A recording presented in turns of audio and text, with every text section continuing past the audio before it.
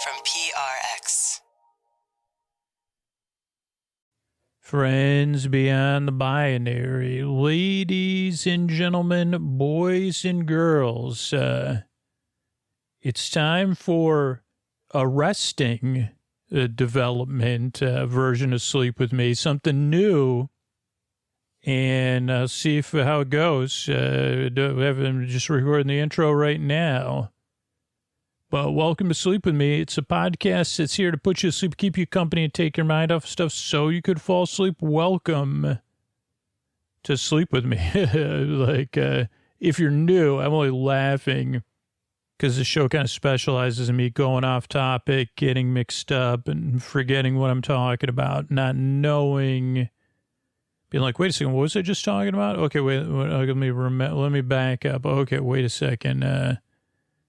So welcome to Sleep With Me. It's a very, very different show, but it's very, very different in a good way because it's meant to help you in a different way, right? I don't know if you've tried tons of different stuff to help you fall asleep or that haven't worked, and that's what brought you here.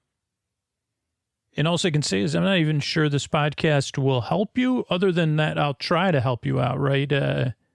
So just kind of see how it goes if you're new. Usually takes 2 or 3 tries to be like, oh, this podcast is for me or isn't for me. And I'll talk more about that in the intro.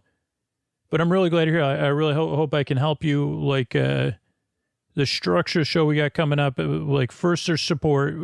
So they're paying for the show if you're new or occasional listener, just going through a hard time, or you don't support podcasts, you're not in a position to support the show.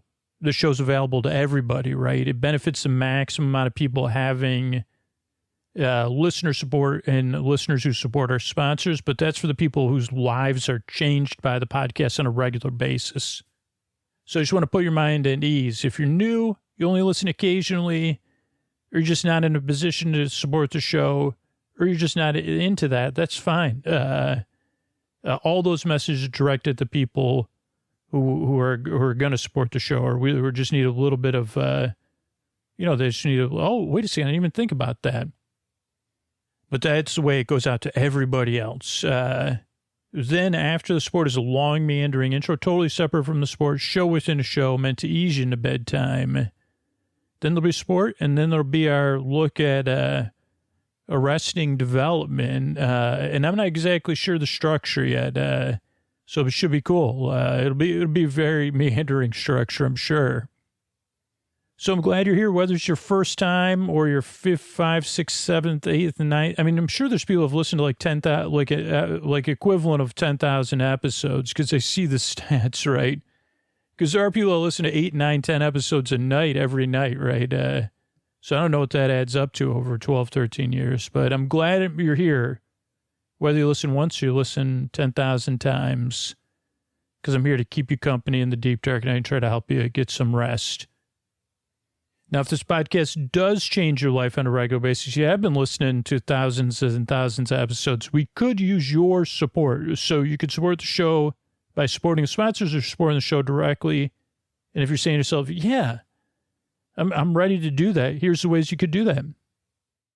If your eyes are the windows to your soul, and your glasses are the windows to your eyes, then it's pretty important to find your perfect frames. That's why at Warby Parker, we've made shopping for eyewear as easy and fun as can be. Peruse endless styles in our stores, or use our app to virtually try on frames and get personalized recommendations. To find your next favorite pair of glasses, sunglasses, or contact lenses, or to locate your nearest Warby Parker store, head over to warbyparker.com. That's warbyparker.com.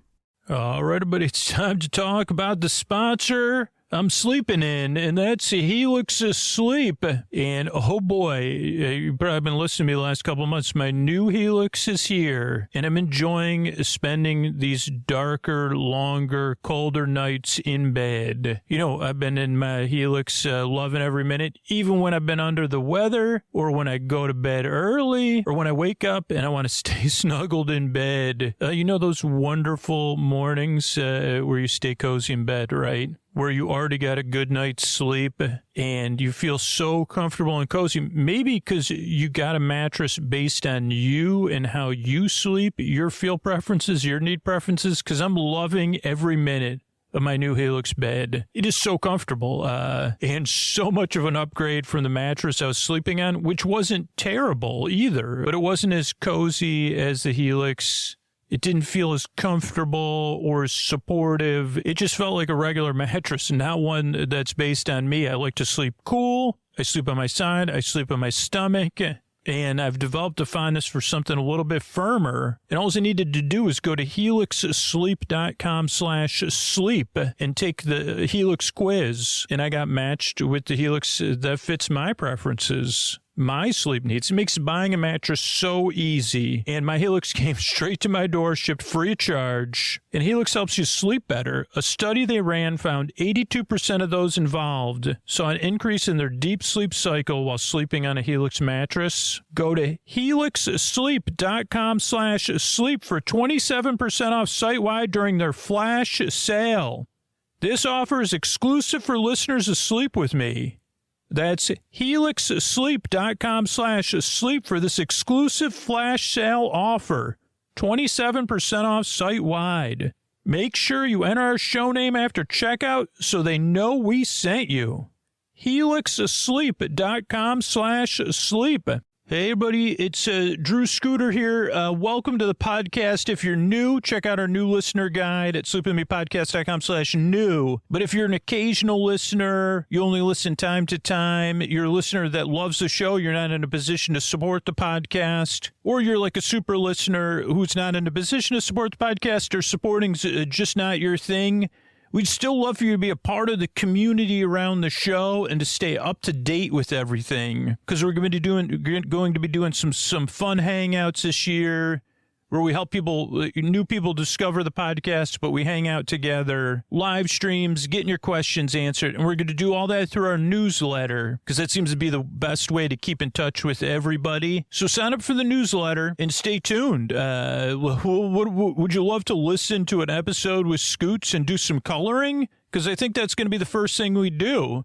So check it out. You can sign up at sleepwithmepodcast.com/news, sleepwithmepodcast.com/news, and be a part of the community, be a part of the show. It'd probably be even prizes and stuff like that down the road. But I'd love to have you, especially if you listen to the show a lot, you love the podcast. It's a major part of your life. Or you're just, you listen time to time, but you say, man, Scoots, I'd love to hang out with you and do some coloring too.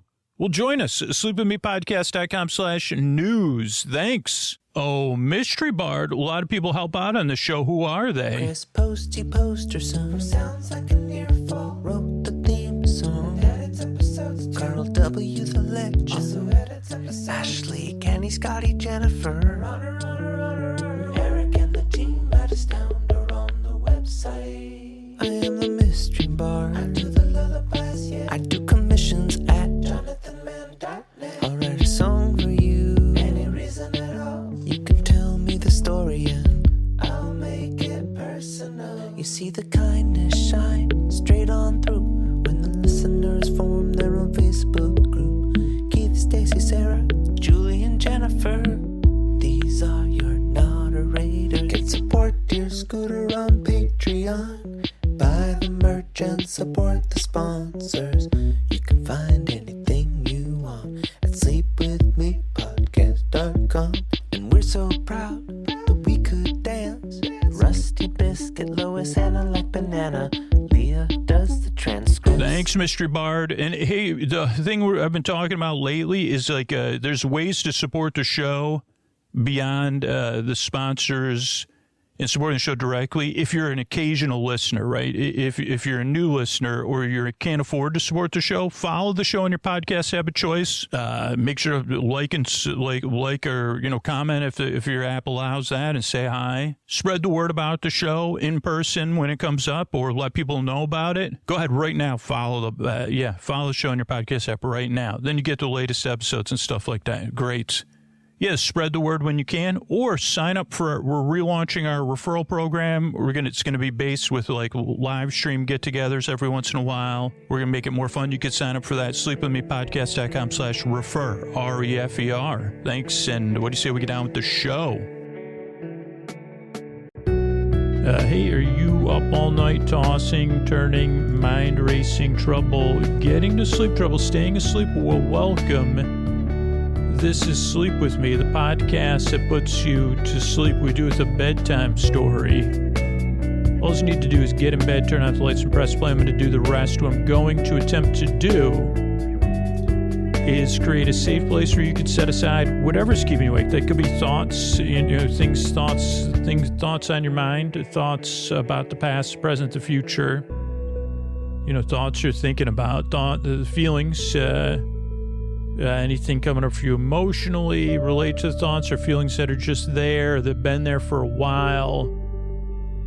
Could be physical sensations, changes in time, temperature, routine. You could be going through something, getting over something, in the middle of something. Whatever it is, I'm here to keep you company and take your mind off of it so you can fall asleep, which is a little bit different, right? But the reason I make the show and the reason I talk about what could be keeping you awake is so that you get the sense maybe you're in the right place. And it might take a little while to realize that, but that you're in a place where you're welcome. You're in a place where ideally you're seen in a way that feels comfortable to you, even if, across a distance that I'm waving at you. If that's good, that's what's normally comfortable for me. I say, I love it.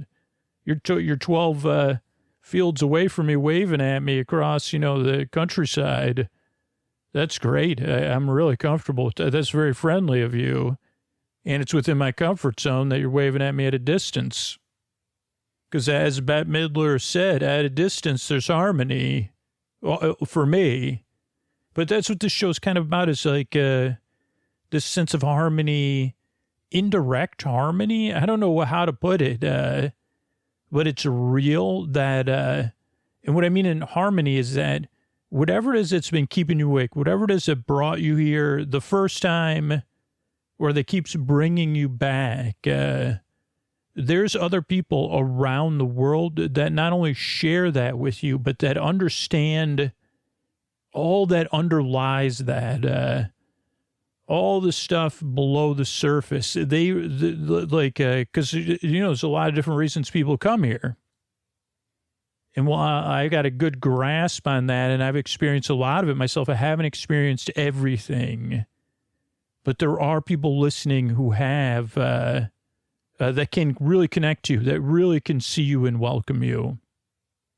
And that's what they're doing right now. Whether you're a new listener or returning listener, there's listeners, and I hear from these people. They're the people that support the show, whether it's through the sponsors financially or just through their hearts alone, that in their kindness, they're sending that welcoming kindness. They're rooting for you in the deep, dark night because they've been there. Wherever you are, they've been there too. They may be there right now too with you.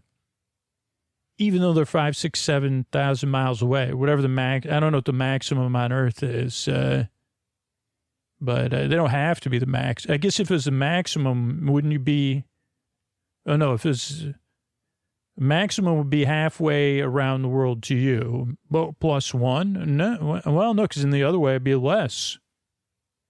But then you got, they say, what are they? Well, yeah, I've had listeners in submarines, two different listeners. So, yeah, I mean, they could be. So, but that's just to say that maybe one day you're rooting for other listeners, or maybe one day you need those listeners rooting for you, sending you kindness, or maybe it's both. That's the magic of the show. This indirect harmony, this indirect connection, this indirect spreading of kindness, because if you came here, you probably need some of that, or maybe you'd like some of that. Even maybe it's optional. You say, I'll take a little bit of it, because the other goal of the show is so that you could get the rest you need. Ideally, the rest you need on a regular basis, so your life's more manageable, at least tomorrow. And that bedtime doesn't have to be something you dread or that has rigmarole or like, and when I'm in the rough shape, like I start dreading, like I said, well, I got to get the rest that night. And I start thinking about it 2, 3, 4 days before. So I'm here to help with that. And ideally, if this show can help you on a regular basis, it doesn't change everything. This is just a part of something. But that then you could be getting the rest you need on a regular basis. And then you could be out there in the world flourishing, right? Your life gets like better. And then, because we need you in the world. I want you in the world, and we need you. We really do. So that's what the show's about. The way it works is I send my voice across the deep, dark night. I use lulling, soothing, creaky dulcet tones, pointless meanders, and superfluous tangents. So I go off topic. I get mixed up. I forget what I was talking about. Then I say, wait a second, what was I talking about? Then I go on another tangent sometimes, or I use filler words, or my thoughts stall out, or then I think of something new. Whatever it is, in creaky dulcet, those are pointless meanders. Creaky dulcet tones means my voice is not traditionally soothing.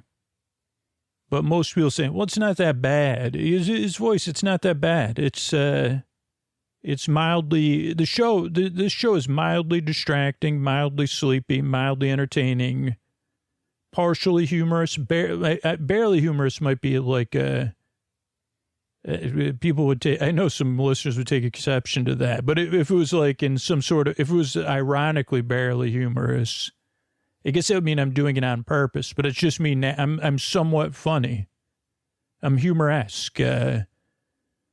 But barely, I guess that would be like if I was in my birthday suit, I'd say, I'm barely humorous right now. Holy moly, am I? But it's not my birthday. Maybe this episode will come out around my birthday. Actually, it should come out within a month of my birthday or so. So, yeah, there's that. So it could be barely, because I'll just wear, on my birthday, I'm in my birthday suit, even if I have my underoos over it. What do you got? What do you wear underneath over your birthday suit under your clothes? Well, one day, not sure that company's still in business, but that was like expensive, undergarments when I was a kid that I aspired to, but now I don't need them because it wouldn't be, it would just it'd say, well, I don't know if I those are I'm very choosy about my materials now. I don't know. Somebody wants to buy that brand. I don't know if it we'd have to think about it. This was back when there wasn't as much licensing of stuff. Anyhow, what was I saying? Oh, the Spy Kiss is here to help you out. My voice is not traditionally soothing. This is also a podcast that you just kind of listen to or kind of barely listen to, which is a bit different. It's kind of like elevated background noise, a TV on in the other room, a show streaming under your pillow. Believe it or not, 3 rooms away from me right now, because this is the first time I'm recording in what may be the new place I record shows. Koa is watching, and this is an experiment just for today. So if you're a regular listener or you become one, Koa is a big part of the podcast. We talked about her on episode 1400.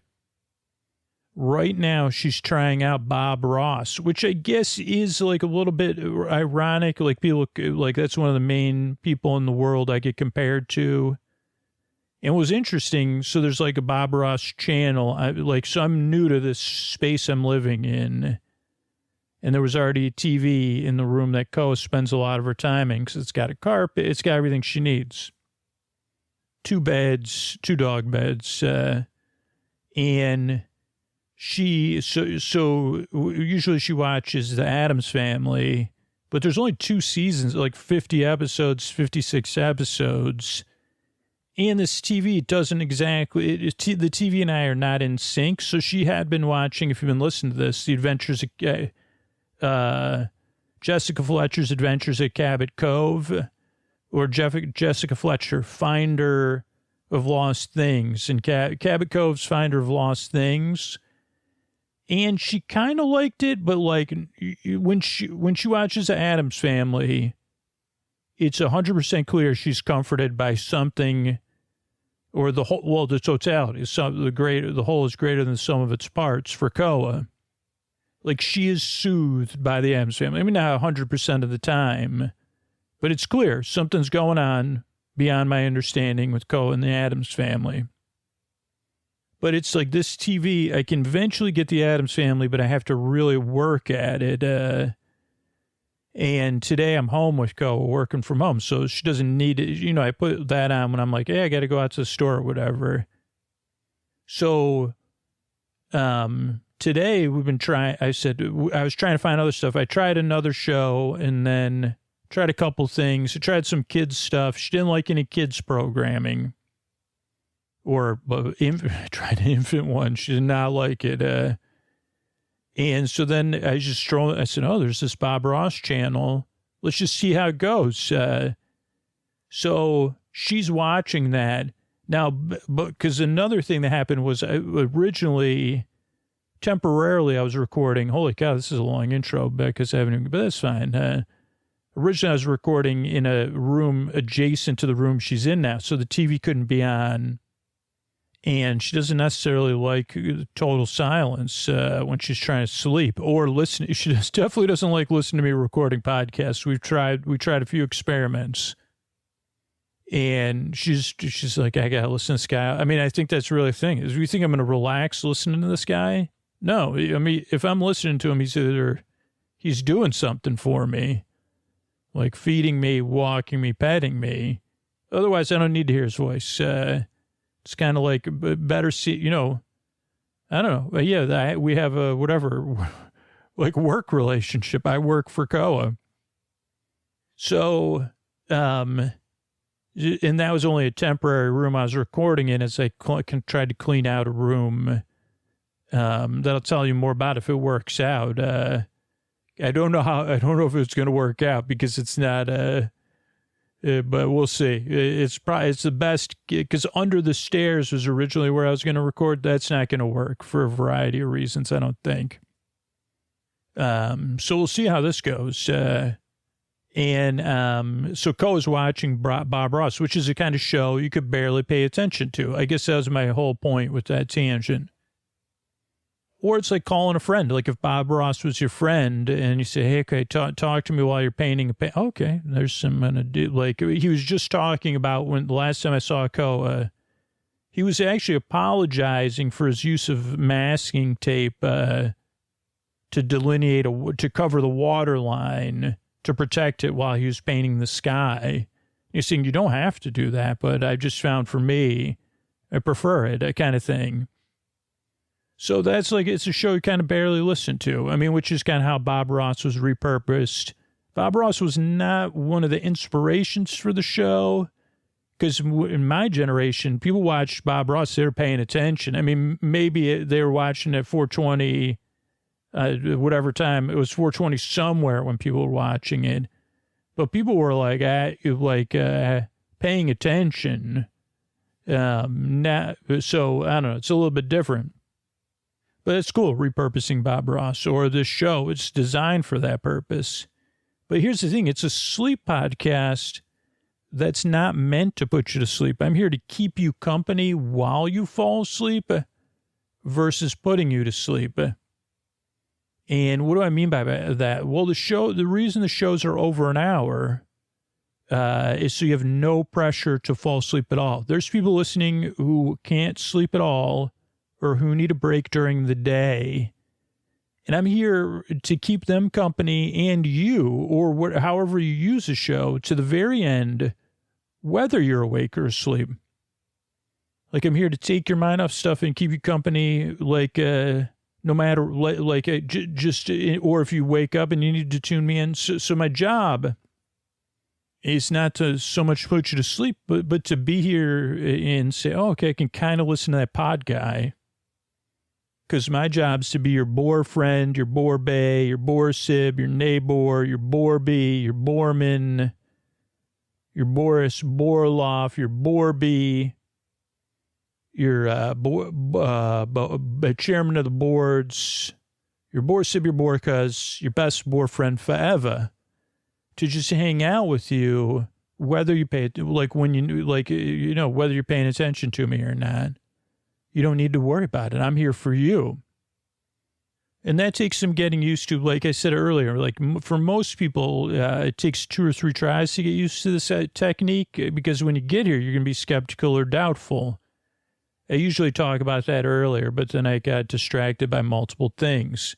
So just give the show a few tries, because having a boyfriend, having a podcast you don't really listen to, that's different than what most people expect. Now, if you decide now, or you decide after 2 or 3 listens, this show's not for you, there's a website set up, sleepwithmepodcast.com/no thank you.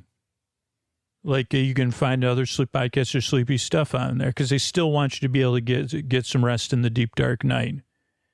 Now, I also like to explain what the structure is, so I can meet you where you are if you're new, or I could talk about ways you could repurpose the podcast to meet your needs.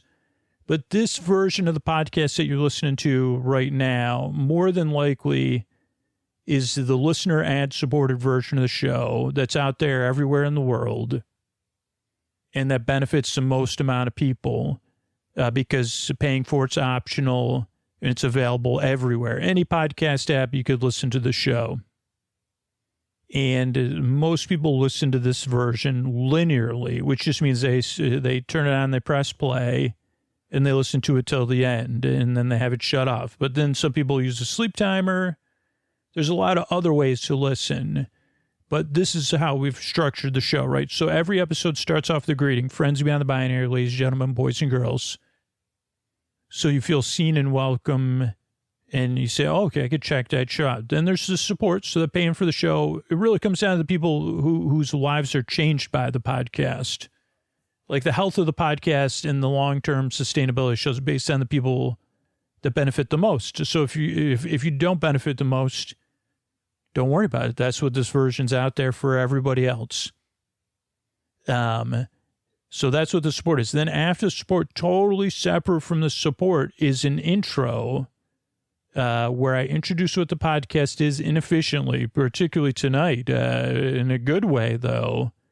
I follow a familiar structure every time, so there's a reassuring part of the intro. But every intro is different, because I never know how I'm going to get distracted, and I just go with it so that there's a variety in that distraction, because repetition never worked for me. Maybe it works for some people out there, but for me, for falling asleep, it never worked for me. So that's one part of it. Then, what else do you need to know? The other reason the intro is like 15 to 20 plus minutes long is to ease you into bedtime. So most people are listening to this intro while they're getting ready for bed, winding down, getting in bed, getting comfortable, petting their pets, doing some chill wind down activity. Now, if you fall asleep fast and you hear me, it's critical you support the show. If you prefer something without intros, you could get tons of story-only shows on Sleep With Me Plus, or we have ad-supported listener version of the podcast called Bedtime Stories from Sleep With Me that only has stories from the show. There's no intros. Or if you want to set a sleep timer and make a playlist, those are all things that are available in every podcast app. It's different for every podcast app, but podcast apps are very flexible. So yeah, a few percentage of people set a 30-minute sleep timer.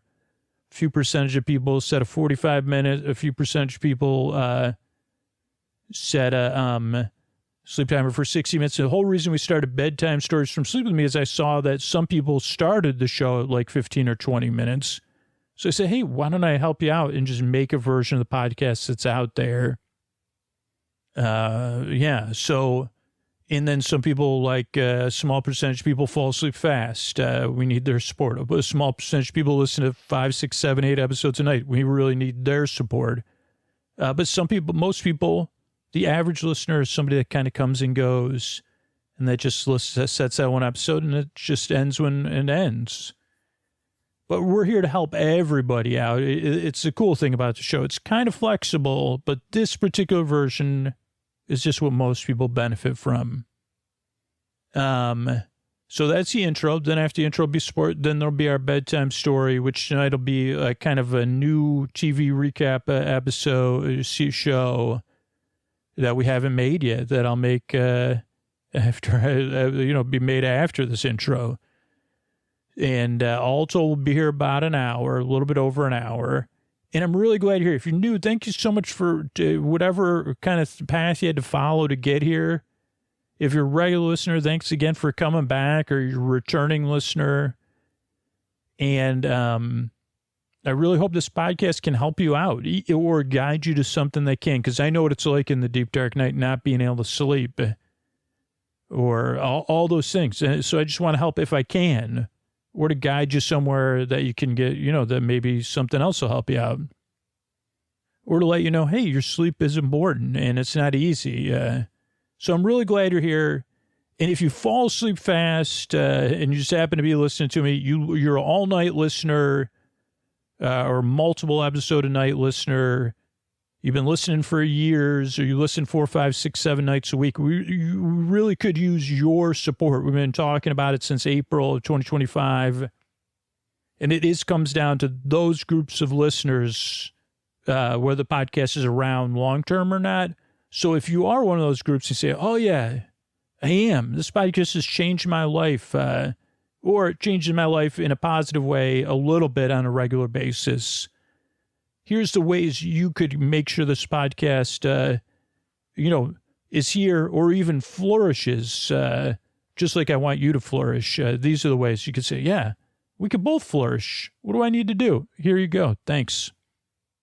Hey, everybody, this is Scoots here. Just a little reminder, if you're a super listener, you listen all night long, you fall asleep fast, and you're hearing this, you listen 3, 4, 5, 6, 7 nights a week.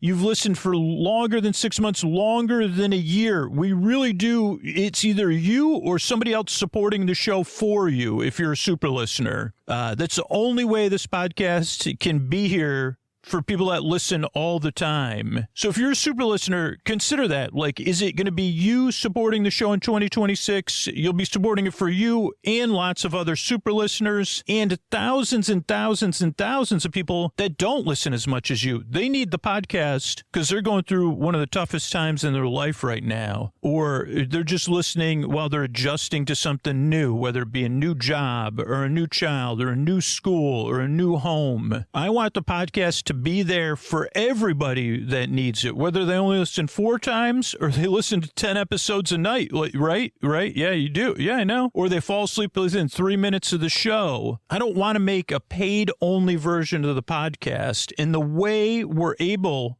to keep this podcast coming out is when those people that listen all the time support the show. So if you, this isn't, like, if you're a super listener, right?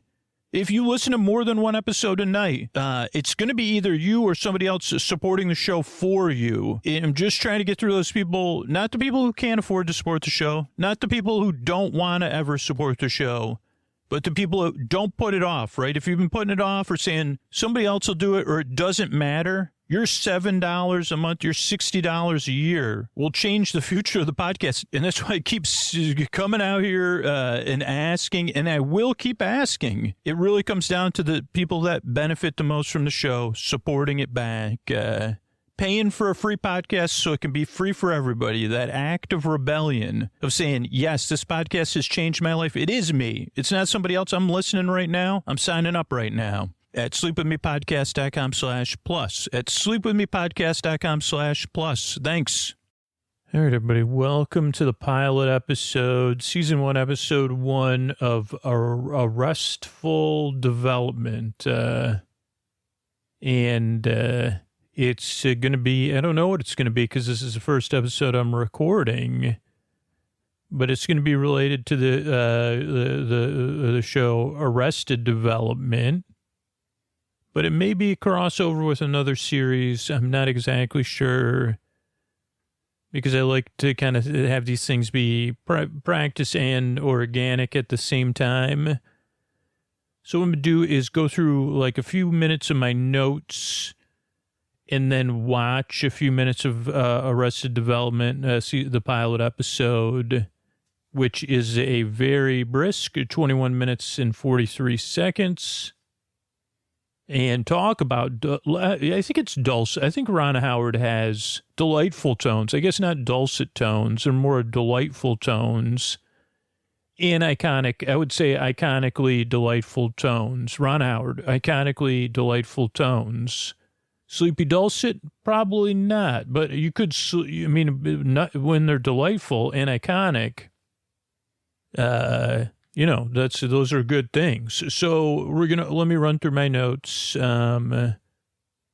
Important piece of dialogue, which is and right now he's happy. I starred that, and I think that'll be an important comparison later. And the first shot is of Michael Bluth, then his father, then him, then his mother, and then starts going through some of the other family members. Tobias, so it's already like working on these connections with this other series, so we'll see about that. There's a little piece of dialogue. Michael's mom is not happy, and you can kind of see that Michael treats his mom with some snark. His mom is very self-concerned and not very kind or open-minded and harsh. And I like his sister's first line is "Good grief, mother," which is it's just so, that's Charlie Brown-esque. And then there's setups for jokes that'll be paid off later, and that's Michael's twin sister. Is this the first time I'm realizing that? Lindsay. I don't know if I ever made that connection before, but I'm making it now. It says it here in my notes. Michael's twin sister, Lindsay. As a youthful act of defiance, Lindsay married Tobias Tobias Funk, I don't know.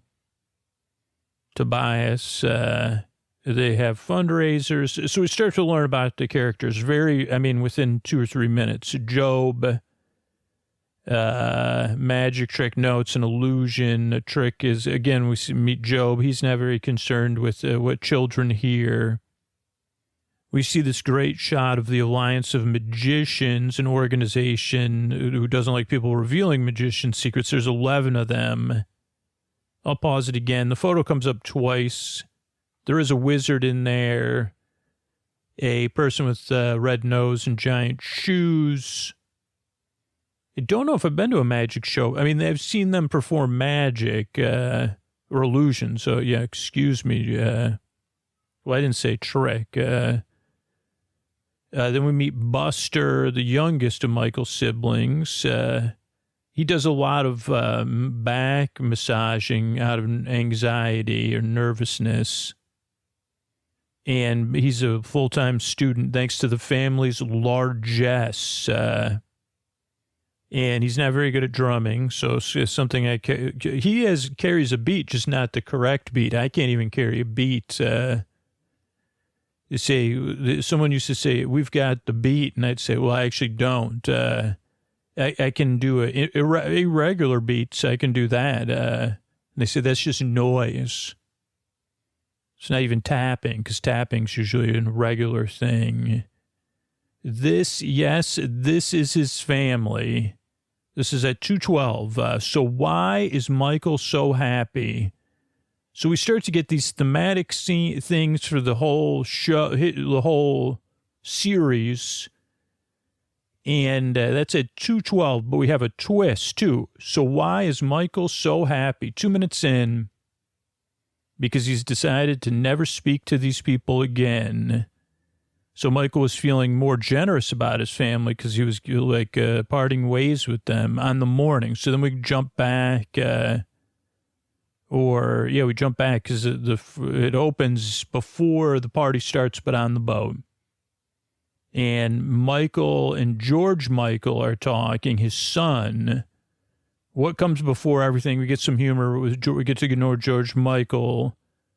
What's the most important thing? Family. Yes, this is his family earlier.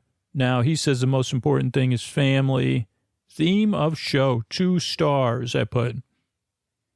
Not as a rating, but as a double reminder. Right, he says, so that's George Michael. And then we get the idea, like, wait a second, so when is it? I guess that's after the party when he's never going to think of speak to his family again. Tonight your granddad makes me partner.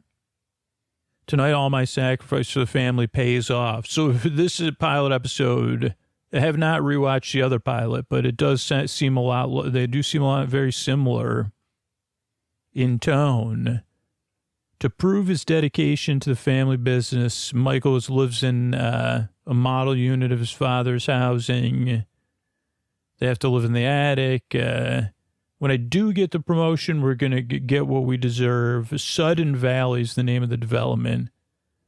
And I like this. He says, like a real home. And then George Michael says, this is a real home. And he goes, no, this is a fake home.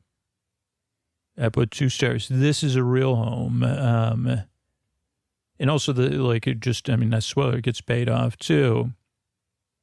I think it's kind of ironic that he's talking about fake home and then he offers 2 different cereals, Loops or Flakes. Then they had, let's run through it because then they go to the banana stand. Okay, Orange County, California. Michael's leaning on the boat. He's got a sport coat. He looks happy. His dad's making a speech. Happy trails, partner. It's a retirement party.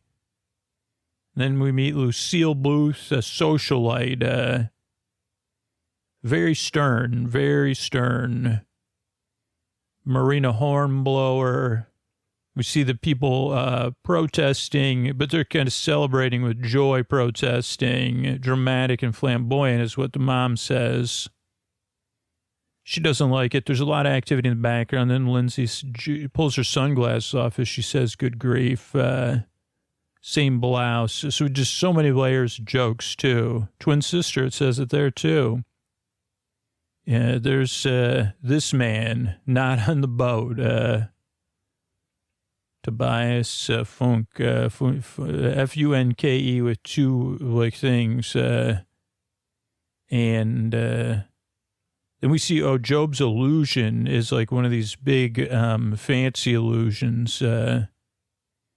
And Job's just George Oscar Bluth II. That's what Job stands for, George Oscar Bluth.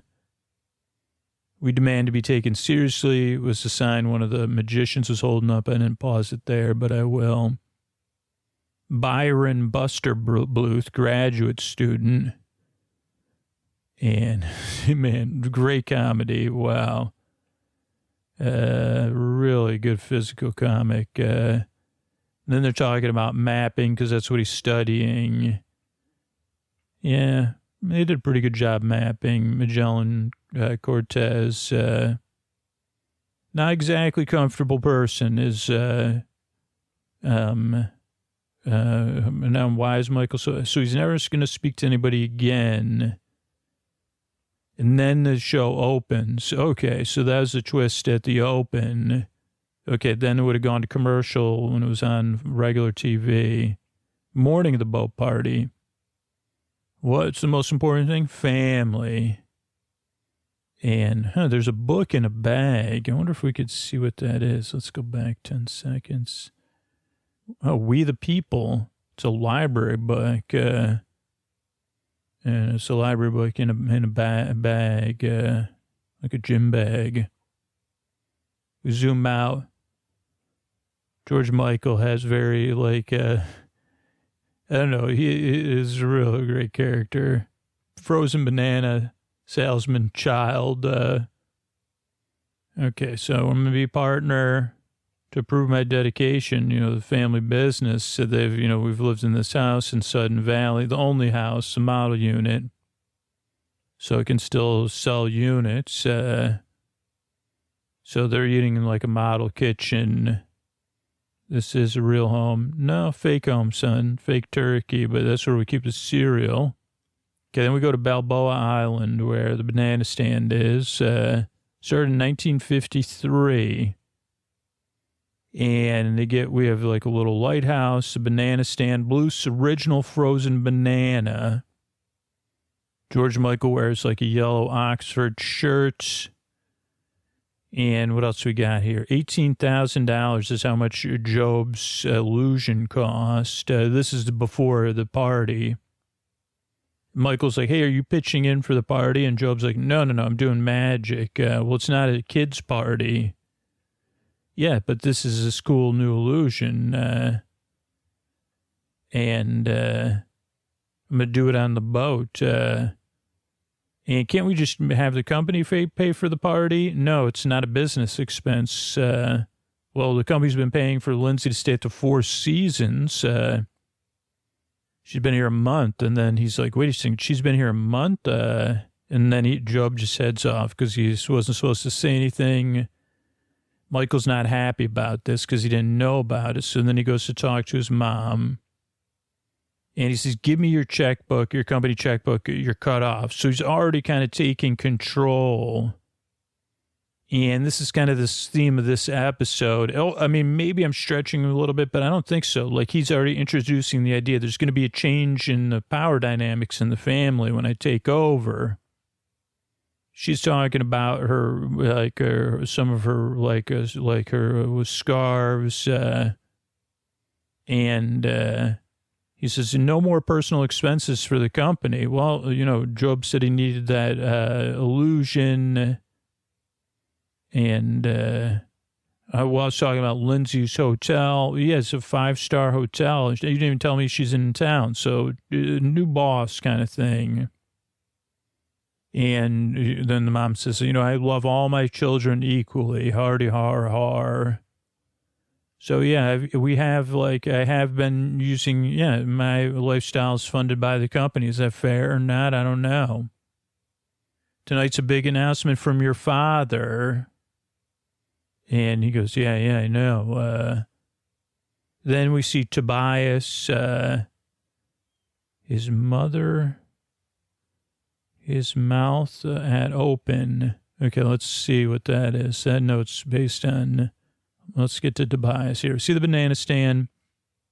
Oh, whoops, I was going to check the, let's see if I can pause it on any of the pricing or anything. 1953 was when it started.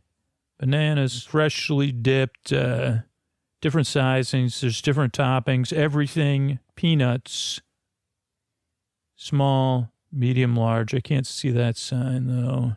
It looks like they're all, that's the prices probably. Job comes in on one of those scooters that are supposed to always stay upright that were popular. I can't remember the name of them. They're supposed to change the world. Okay, let's pause it on this picture of the illusion. Okay, the Alliance of Magicians. So, yeah, we have... there's someone with a paper New Year's Eve hat. There's a wizard. There's a couple people in tuxes. Job's standing. He's holding the sign. We demand to be taken seriously. There's a lot of tradition. Wow, the person with the red nose also has fake giant gloves on. Oh, and they're holding up the sign that says the Alliance of Magicians.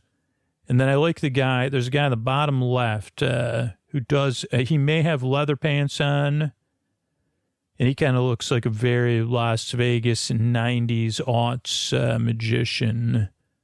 Maybe not aughts, because aughts you got into more kind of like a glam rock type look. But okay, so back to Michael and Job.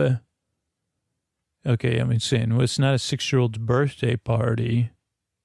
Anthony and Joe Russo directed this episode, which is very, very interesting as well. And I think like the directing's interesting here, not like because Job's taller than Michael because he's on the scooter. He just leaves too. It was just like interesting seeing the height difference. Okay, so now he's going in to talk to his mom. Oh, my fox. Where's my little fox gone? And he says, don't worry about it, Mom. And she says, well, I am worried about it. No more personal. Oh, we already did this. There's a nice picture of the family, of the siblings picture. 2 sets of sibling pictures. Oh, a piano one of the largest pictures is Michael. There's a lot of other pictures. Yeah, we could count them if you want. 1, 2, 3, 4, 5, 6, 7, 8, 9, 10, 11, 12, 13, 14, 15, 16, 17, 18 that we can see. And they're all different family pictures. Another picture. Oh, no, that's the same one. 2 pictures of the siblings. And she's kind of sitting there's a vase. She's out to lunch with her son. Okay, then they're walking around. She's like, Dad's making the big announcement. He goes, yeah, is it about me? Pretty sure it is. He like raises her eyebrows. She winks. It's very awkward wink. Okay, there's Tobias. How are you? Oh, the way he says, how are you? Maybe that was my notes. His mother at open. More changes. His meter. Oh, yeah, how are you? His first lines are so good. The way he says, how are you? And then he gives him a big hug. How's the job search? We learn about Tobias. He used to be, seems like a very successful physician, but not exactly great with common sense. And then he goes, yeah, the boat party might be pirate themed. He doesn't even say it as a pirate. Then Lindsay comes in. She didn't realize Michael was there. Oh, hey, did you just get in, fly in? And she goes, oh, yeah, sorry. I didn't, been really busy. They talk about her fundraising, which just, again, adds to a lot of layers of jokes that they can talk about now and later. And also, again, like saying, yeah, oh, well, most of the money we raised, Tobias admits, from the family, the Booth Company. So Lindsay doesn't like that. And then Michael makes a speech. I'm going to pause it and look at my notes because he's like a sibling.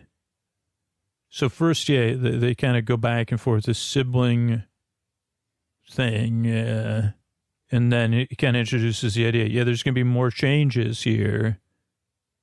And, okay, then we go to George Michael, and maybe we really get an idea of the show's tenor. And then at 8:42, which is like a little bit over a third of the episode, and George Michael's big moment finally came. But he says, there's a new boss in town. He even says that starting tomorrow. And you're all going to have to get jobs and feel what it looks like to work for money. The sweet sting of sweat in your eye. Buster, can't you practice your drum outside? No, Mom says I can't do it outside right now. And then we meet Maybe, who's Lindsay's daughter, George Michael's cousin. And she kind of reintroduces herself, playing a trick on George Michael. And then we kind of just get this idea of the show's humor. And what is it going to be like? So you get an idea. And her name is Maybe Funk. It was spelled Maeby. We never see each other. We never see anybody in our family, George Michael says. And we just get an idea that both their personalities, Maybe's a little bit more of a trickster. George Michael's more of a honest person, willing to be. So in the hands of a trickster, he's in trouble. He's honest and genuine. So you say, I love this guy. He's honest and genuine. There's also a picture. Okay, then Tobias is getting ready for a pirate party now. So, again, another layer of humor. He's just really good physical humor, subtle physical humor, and dialogue humor. So Tobias ends up on a protest, like a kind of pride celebration protest for the, I think they say it's for the marina. But he thinks he's dressed as a pirate. Okay, then we go to, the new CEO announcement for the Bluth Company. And Dad is he's passing the torch, literally. He's passing a torch-type trophy. Smartest Bluth, favorite Bluth. Michael starts getting so happy. And he says, well, but someone I'm also very attracted to. And he says, my lovely wife, Lucille. And everybody's happy except for Michael and George Michael. And everybody was very happy. All the other siblings and mom are very happy. And then the song starts playing, Love Will Keep Us Together. And the father embraces the son and says, sorry, it's not the right time. This cold, kind of formal, movie type hug from a movie where they say, he says, sorry, it's not the right time. And there starts to be this freedom thing. Love will keep us together. But, there's even a little slow motion before it goes to ad of George Michael's face. Then we come back, Lucille's still happy. Great news for every sibling except for George Michael. Okay, so then we see freedom from the Pride float. George Michael singing it, and then a song about freedom's playing. And to change, there's drums. But we see his face, he smiles. What is this at 10 minutes or something? There's 12:05 left. So yeah, almost a midpoint. We get a close up of him smiling and thinking, genuine smile as he sees a freedom sign. And he realizes, and then he sees George Michael and he says, hey, are you okay? Yeah, no, you and I waited long enough. It's time for us to move on, be free of this family. And George Michael helps us understand. He says, hey, maybe, sorry, we're not going to be around anymore. That's time for a family picture. And let's see some smiles. This is a party, not a shareholder meeting. We get some tension. Then we realize that there's a bunch of the thing they do with the drums after punchlines more than once. And they realize, hey, you haven't been running this company above board. So everybody's trying to get away. The dad's trying to deal with stuff. That's 10:45. Oh, 10:45, they try to go to the boat to go to international waters. And I'd love to know who plays the ship's captain. Because I don't know if it's one of the writers, producers, Ron Howard. I have no idea, but it's they're standing outside, or maybe it's just an extra. I don't know. They get a lot of time on camera. This was pre-iPhone era, too, so it's kind of a throwback. Everybody has flip phones. Job tries to help his father disappear so he doesn't have to deal with his consequences. And the father doesn't even understand his son's trying to help him. The Bluth family was on the news that night. We get another kind of shot of Michael. Job helps with his illusions. $80,000 of cartography lessons. Oh, that was when they were trying to get out of there. And they reveal how his trick works because they say it was Gob, Mr. Bluth's son, a part-time magician, part-time, who hid his father in his illusion. And maybe for humans it was a good illusion, but not for everybody. So that's where his father was hiding, in this illusion, which we can show you how it works. And then we get this, I think this is another little theme. Tobias comes out. He was also, they're all waiting for the father to get his time being interviewed with the safety squad, Paw Patrol. Paw Patrol's on all this. Tobias was also a guest of Paw Patrol.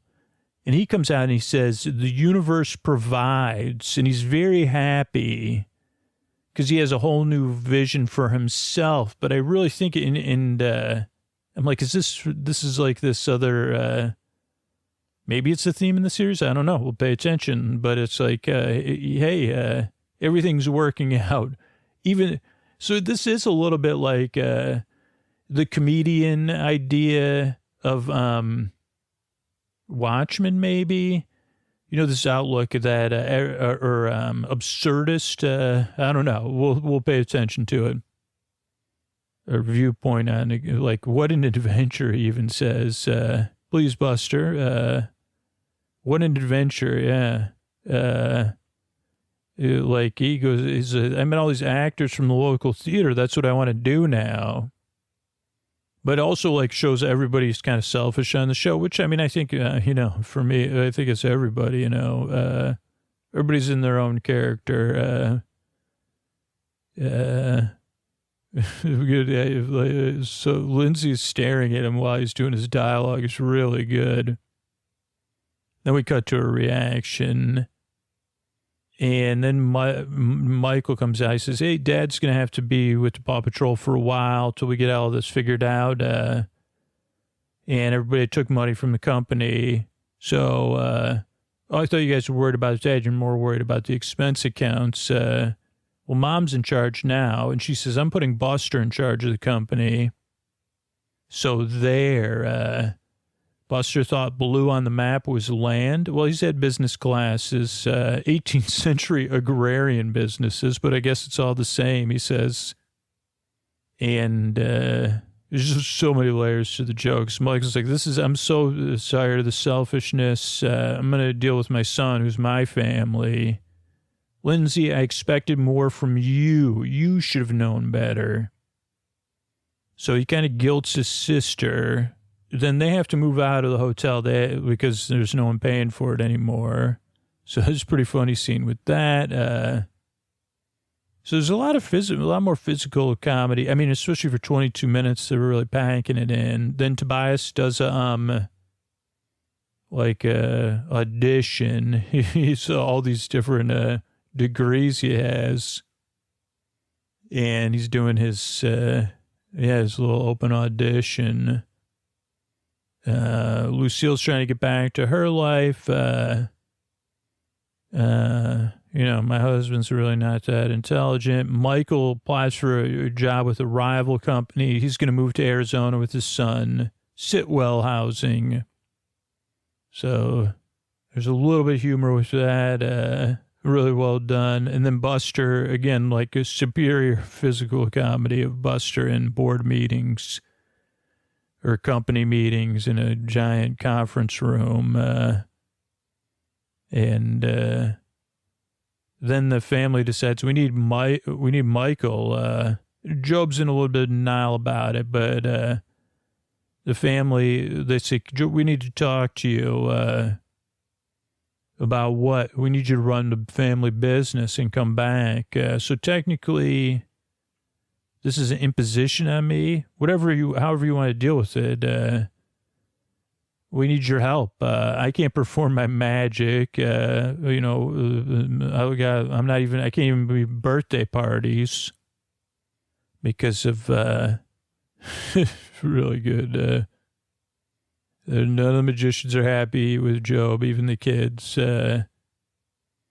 And then we get another George Michael moment. He drinks orange soda. He has a straw in his glass, but when he's uncomfortable, he drinks it right out of the glass. They're playing Uno, but he says, go fish. Drinks it really fast, too.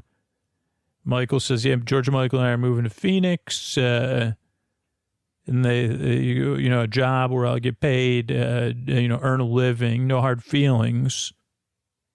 And they say, you're going to leave California? And I say, wait a second, I did.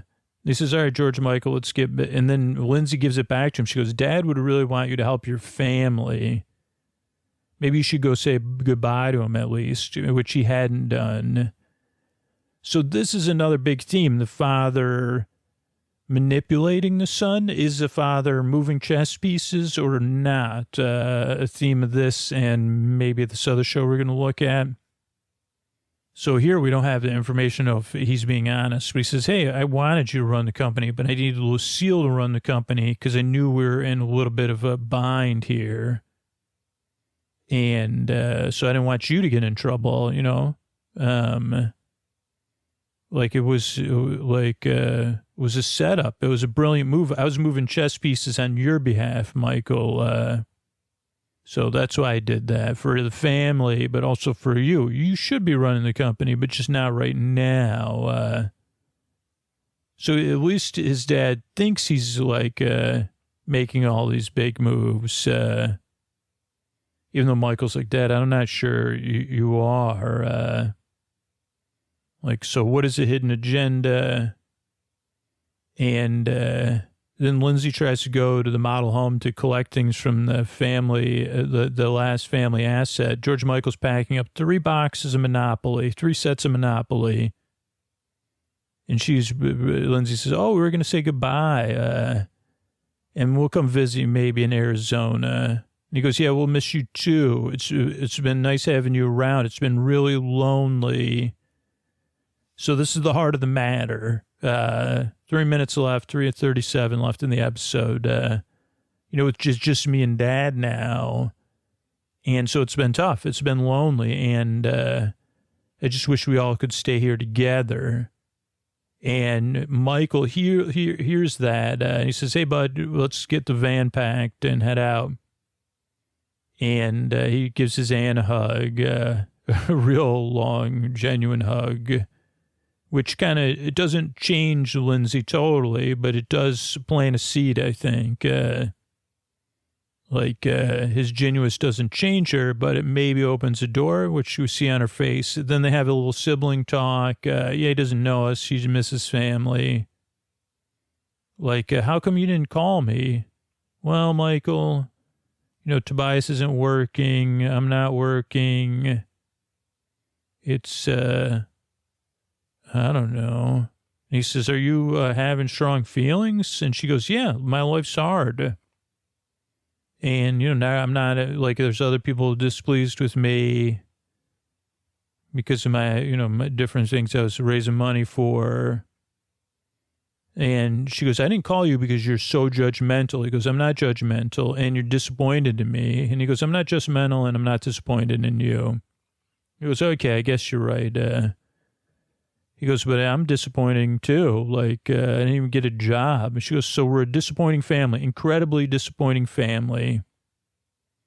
But we are family, and I want my son to be happy, so maybe we should be in each other's lives. Double underline. And I put, honest moment with fake tears or tear attempts. And she goes, yeah, I'd like that. And he goes, yeah, okay. And she almost cries. So Michael decided, the narrator comes back. He's going to work with his family for the first time ever. He gathered his family together in the model home. We actually have a zoom on the Monopoly board with 142 left. And then we get this family moment where they're playing Monopoly. And it's kind of idealized. And people are laughing and being themselves even. And he said, I wish you guys didn't have to leave so soon. And he goes, we're all living in this house together. I mean, not Joe, but your aunt, your cousin, your uncle. And it might be a little crowded. You might have to share a room with your cousin. And zoom on George Michael's face. Then we get this thing that the show becomes known for, or maybe not known for, which are fake previews for next week, I believe. And again, this has been a while since I've watched the show. 2020, I tried to get maybe my daughter watch the first season with me, but I don't think I couldn't get her quite hooked. But yeah, so we see on the next one, George Michael and maybe trying to share a room. Then Job trying to get the job in Arizona that Michael didn't get and doing some illusions with the dove and some poofs. Then then Michael meeting with his father. And he's like, I love it here with the Paw Patrol. I'm like an unofficial Paw Patrol member. And with that, I believe the episode concludes.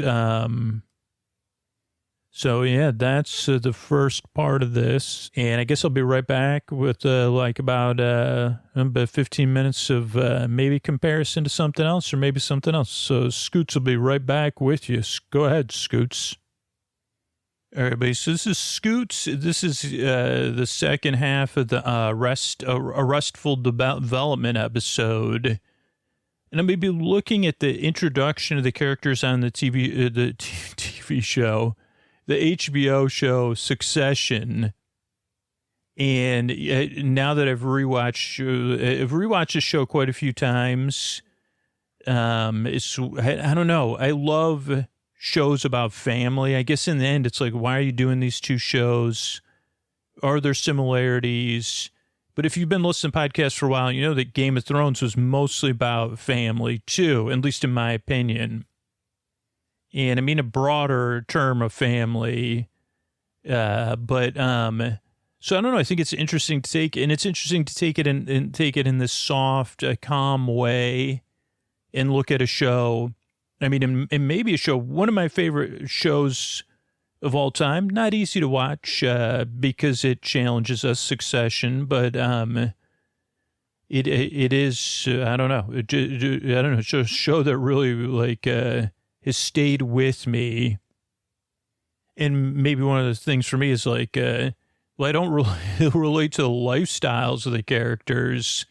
Their insides sometimes, even though they're fictional insides, remind me of some of my insides. Or they're, I don't know. That's why I love art, I guess, of all kinds. And this is interesting, kind of looking at this comedic take on family, and then this more Shakespearean take on family. I don't know how to describe it. Dramatic, grand, I don't know. So we're just going to run through some notes I took, and we'll go from there. So this pilot episode opens in the dark, and I think it's important the order of the characters too. In this one, we don't know who we're meeting, at least immediately, but the characters there's some sounds in the background. And the character's like, where am I going? Is this the WC or not? And then Logan, someone says. And Logan says, am I in the WC? I'm not sure. No, this is our new place. So the first character we meet is Logan, and then is kind of his wife's voice. But the next character I think that we see is New York, is also a character on and off in this show.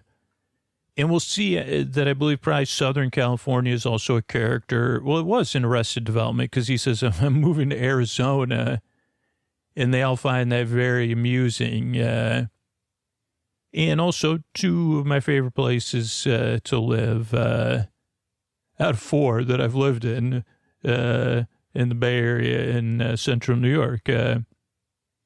Okay, so the next thing we do is while we're seeing New York, we're getting some music. And then we see our next character, Kendall, who's getting excited. Seems like he's kind of getting pumped up for maybe a dance. You see, he's well dressed for a dance off, but it could be a dance off. And then there's this great contrast, I thought. One other thing is these series are evolving things. So it's also interesting seeing the pilot and the order of the characters in the pilot and the time we spend with the characters in the pilot and how much time we'll spend with them and where do they go after. But there's a big contrast because Kendall's listening to things in headphones. And so we hear this powerful hip hop, and then we hear Kendall's voice without any backing. And it is very contrasting. And then he says, this is it. He's called Mr. Roy. And I put Mr. Roy versus Logan. And then again, we're revealing the characters being revealed. So he takes one puff off of a bubblegum cigar. and then he does not pick up after himself. And then we get a lot of walking. Then we go to the opening, which is also one of my favorite. The music in the opening, I would watch it almost every time, even though sometimes you could skip it, you know. Okay, then we see him walking again. Then the next character we meet is Frank. So right now we have the father figure and the central son figure, I guess, with both these series, right? Then we meet Frank, who's, I guess throughout this episode, we say, who is Frank? I mean, even though we know who Frank is, but I feel like the casting and the acting and the directing of Frank is Frank, and maybe this is just because I haven't watched the whole series all the way through again, is that Frank is in the midst of all this, someone that's a little bit more, or at least maybe not towards the end. I'm thinking of the scene at the end, but he's a little bit more likable and fatherly. And it gets in this situation down to earth. Maybe down to earth's the wrong thing, but I don't know. He is somewhat fatherly. And we learn there's something going on. Kendall kind of uses different, he doesn't use business language all the time. He's speaking casually sometimes. And it's kind of clear he can't read the room. And then we meet Lawrence, who is like this contrasting character. Maybe he's like an inverse Kendall, almost. He's portraying softness almost, but his softness and his kindness and his openness is not, shouldn't be taken as that he's, that he doesn't have boundaries. He actually seems like a person that has good boundaries and is highly intelligent and capable. Let's see, it was because there's this, but he also kind of at some point has had enough of Kendall. He doesn't seem to respect Kendall. And so we learn more, especially if you've never seen the show before. You say, oh, okay. So Kendall's dad must be Logan that we met earlier. And Kendall works there, but has he earned his place? Is he like, and then there's this great no, and then a gulp, and then Lawrence really gets a lot of good lines. He says, take care, dude. And then there's another great interaction about calling his dad with everybody working with Kendall. So the comedy is very strong, or it's my kind of comedy, I guess. I found that this part of the show very comedic. Okay, then Dad calls. Dad uses pauses. Happy birthday, I'm excited.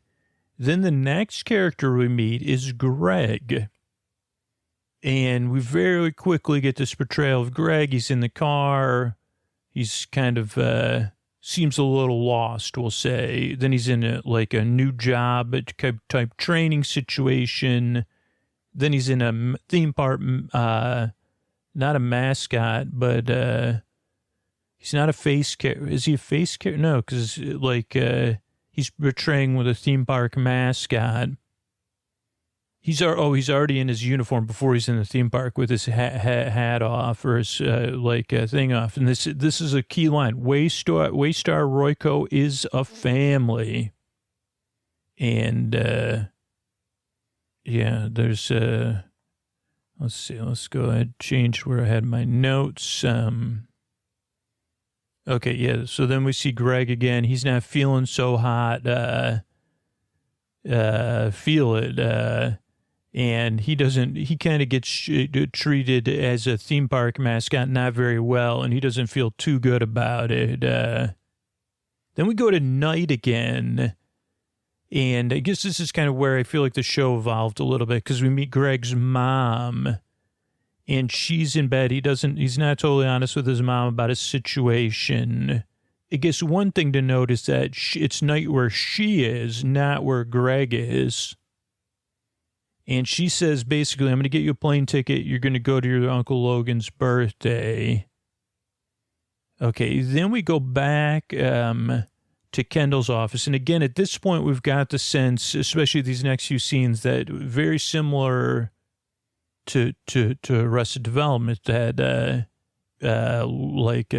Kendall's getting ready to take over the family business because this gentleman comes in, a consultant to say with Sage, and then Roman comes. We meet Roman. Roman makes a somewhat big entrance, but not as big as kind of that character becomes. But we do get some very Roman moments, I would say, for the character Roman. Because he says, "Oh, you're dismissed. I just hired you." So you also get the sense that even with Roman, he did this kind of thing that probably costs a lot of money, having a Sage consultant go to the office and say, no, you don't even need to do anything. Just go. Then we see that Roman and Frank have some sort of thing between them. They used to work together, but Roman doesn't work there anymore. But he's like, I'm over it. So it's like, oh, are you okay? I don't think they did this with Job, really. And I had to say, well, is Roman and Job the same similar character? I'm not sure. I think, yeah, I don't know who, I'm going to have to think about that. Maybe Mom and Roman. I don't know. I don't know. But anyway, Kendall, or Roman, get a sense he still wants to be a part of it. $125 laughing caption. Congrats, Frank's face. I don't know what that is. Then we see Logan's WC mistakes being cleaned. We see all the staff. We see his wife, Marcia, directing them. And she's saying, good, okay. And Logan's kind of, you kind of have, you're like, man, what's going on with his character? Because is he confused? Is he displeased? And then we see the cover of Forbes magazine. Kendall's on there, the air with flair. And then he kind of, again, we get to know Logan more. I don't want any surprise. I don't want any I want distance. I don't want it loud. And she kind of humors him, but kind of gets him and cares for him because he goes and leaves and says, make sure he has his coat, please.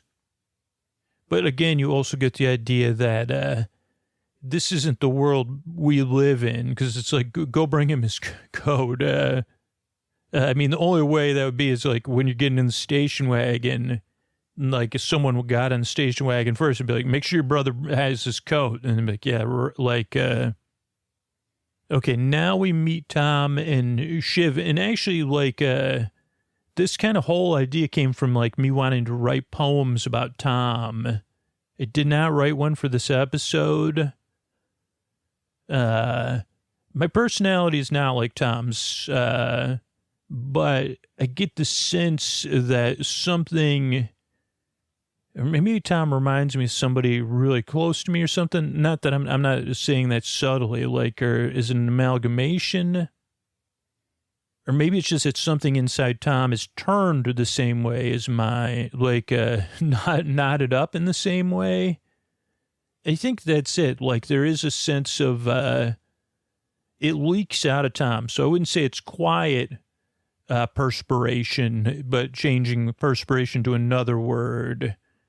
Because Tom isn't necessarily a quiet perspirer, but he does seem like when I'm a quiet perspirer, or I'm in a state of quiet perspiration on the inside, I don't know. But at first we're talking about, Shiv is talking business, and then we see Tom's perspiration about this gift.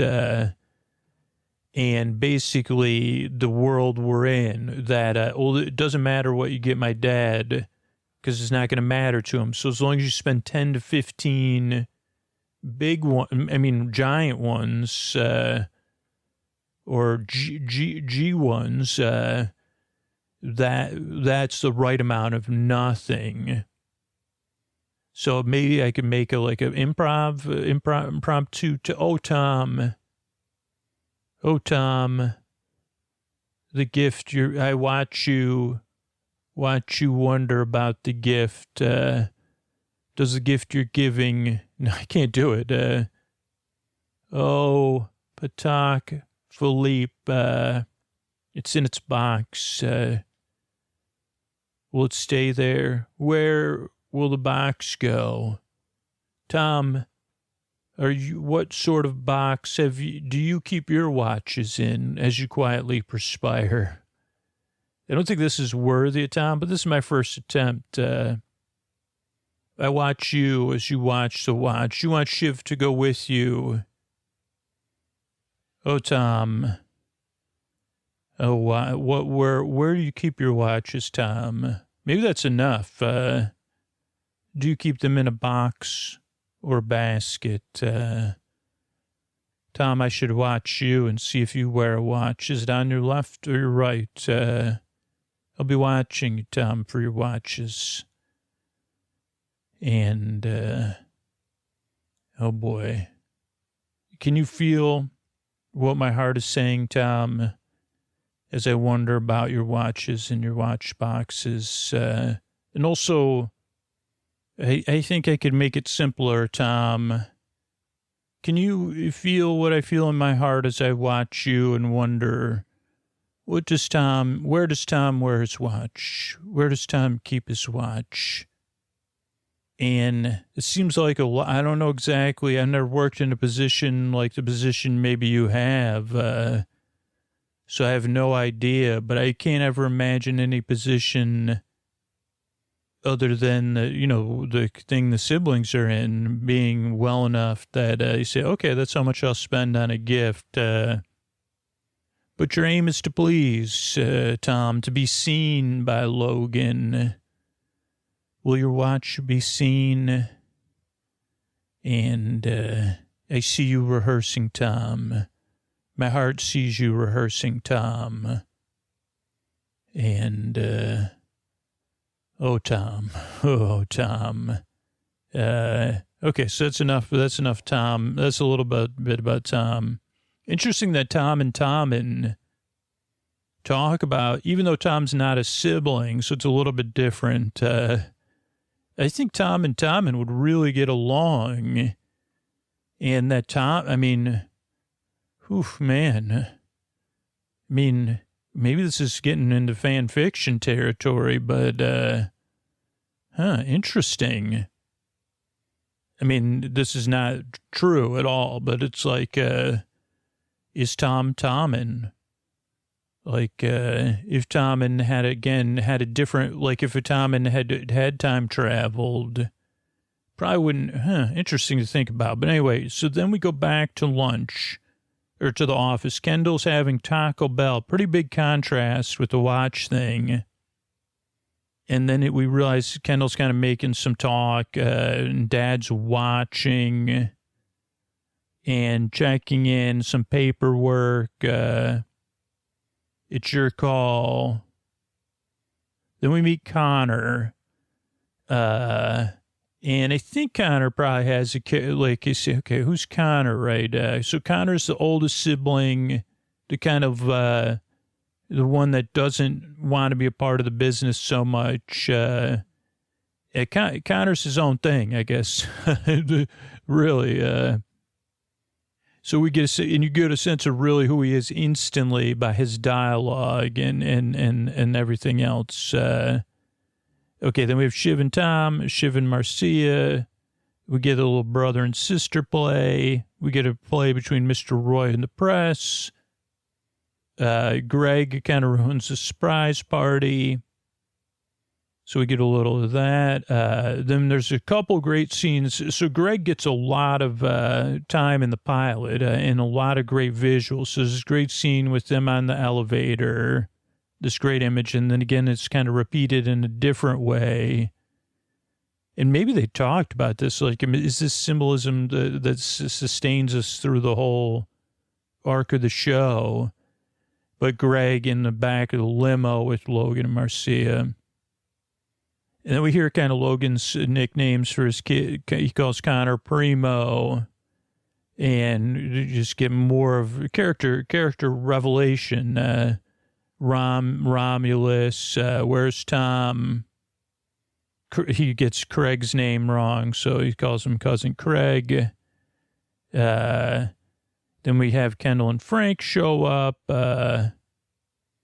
And we start to see kind of like the full sibling kind of thing get explained. And we'll kind of stop this at the halfway point of the episode because it kind of culminates in the same way here. So then we have Shiv and Dad kind of talking about talking, and then Connor interrupts. He kind of pushes this gift on Dad, which is kind of funny. Then Kendall walks up. And everybody's like, be nice. And then we see Kendall's kind of, his perspiration, I guess. Can we do a call at 4? I want to get this done now, today, and get the release out. We see the kids then his kids show up, and his ex-wife, and he's distracted, and he's kind of, doesn't seem like a high priority to him. And then we kind of see that he still has a candle in the wind for his ex because he talks about dinner coming to you. No, are you seeing someone? And then again, she helps put more information about Kendall out there. And then we see Kendall's reaction. Well, that was 3 years ago. And again, that gets repeated a little bit later in the episode. Coronation Day even gets said. You deserve this. Okay, kids, I need 2 minutes, Logan says. But this is interesting. I started because, again, Greg, he says, Logan, I want to talk to you. He says, no, I'm just about to do something. He says, no. He demands his attention and lays things out. And then we learn about Logan and his brother through that interchange.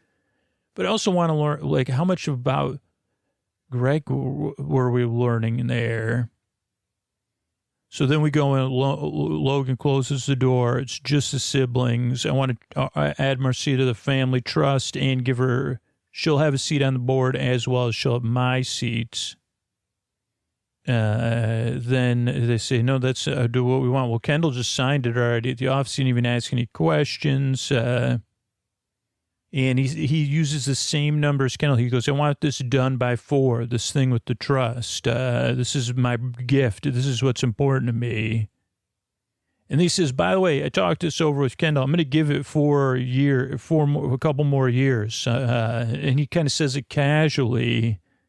And this is like 30 minutes and 52 seconds left in the episode. We zoom on Kendall. And he kind of... his dialogue is unbelievable, as it kind of sinks in. And it's in front of everyone, so we see all his siblings' reactions, none of which are kind. And they're all about their stuff, because Connor leaves, and we realize no one has Kendall's back in this situation. And then Marcia's like, it's lunch, and then Kendall gets alone with his father, and he says, yeah, and we see a lot of revelation between a father and a son. And it kind of does harken to this, the resting development one of we actually don't know what Logan's up to here, even though we say, man, I don't know about this Logan guy. Holy moly. And I mean, another way, Kendall's not exactly portrayed in a likable way either. He's really, he's really wanting things, But he says, I trusted my father. And then Logan says, when will you be ready? Or maybe Kendall says that, ready. When will you be ready? I don't know. And then we see Kendall's like, he's like, it's like a meme. He's holding his hand very tightly, which was a popular meme. And this eye contact. And then Kendall looks away. And you could literally feel the rug being pulled out from under Kendall. And then he says, you make your own reality. And then Logan says, lunch. And then Kendall goes to the bathroom alone. And he's kind of like in total disbelief. And then he is infantile almost. Starting out with like breaking Q-tips and then ending up like ripping and putting in his mouth the magazine. He didn't realize it was a magazine that he was on the cover that was in the garbage already. So even at 30 minutes, this is this unbelievable picture that's been painted for us. So yeah, I guess we'll be back soon with another look at this contrast in things, or we'll see. We'll see what happens. Thanks and good night, everybody. Hey, everybody, this is Scoots. This is a message that is for Sleep With Me Plus supporters. But so if you're here, you may be hearing this, and you don't support the show. You could support it right now. By the end of the year, you'll get access to tons of great things, and you'll save 20% off your first 3 months. But I just want to make sure that I'm getting this out there everywhere for the people that support the show that know how powerful it is supporting the show back and how powerful it's going to be next year making that choice to support the podcast and put you to sleep. And I know, first, like, I recommend listening to the Sleep With Me Plus feeds versus this ad-supported feed. So get that set up. Make sure to go to sleepwithmepodcast.com / what is it, new plus or plus new? Let me look it up. New plus to get your welcome guide if you're a new supporter on Sleep With Me Plus. If you're new to Sleep With Me and just happen to be listening to this, just go to sleepwithmepodcast.com / new, and you'll get the new listener guide and everything like that. And yeah, thank you so much. I could not do it without all you. Sleep well, and good night.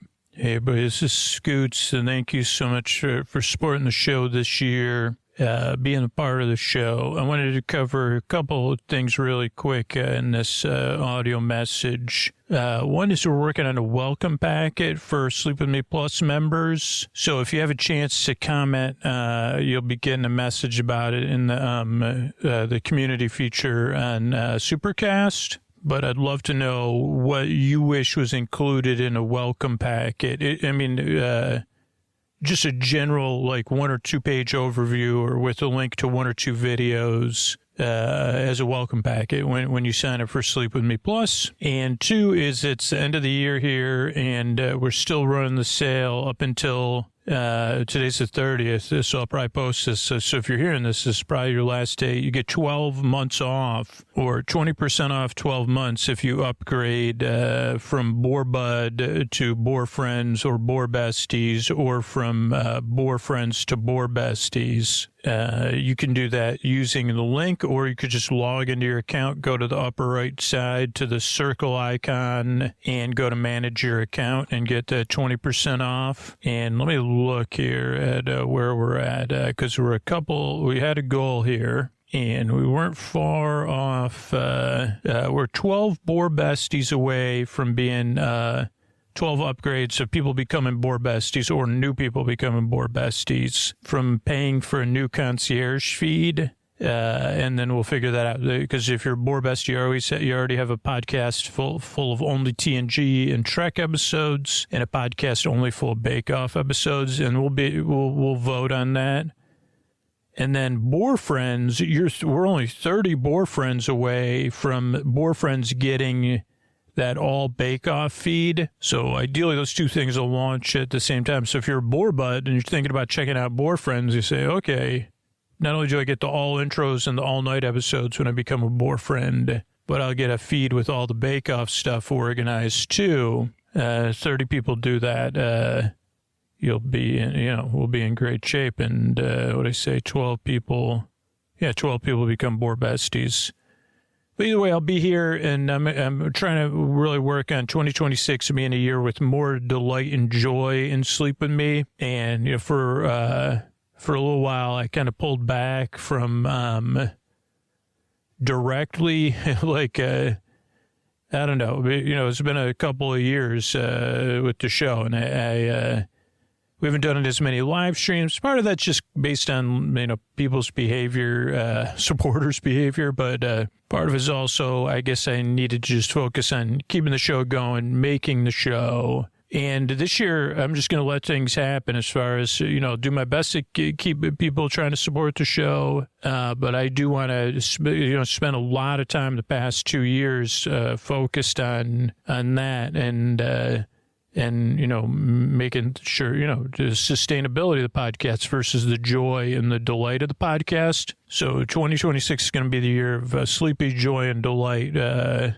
as well as putting out, again, like we kind of put out the past 2 years, we put out the most episodes we have in a long, long time, the most new episodes, the most variety of new episodes. So, yeah. And then also, let me know what you think about Last Christmas, because we have a lot of episodes recorded, and it's becoming its kind of own thing. Or if you haven't listened to it yet, because that was the second episode I recorded, and I have no idea. It's kind of hard because I'm recording it, but we probably have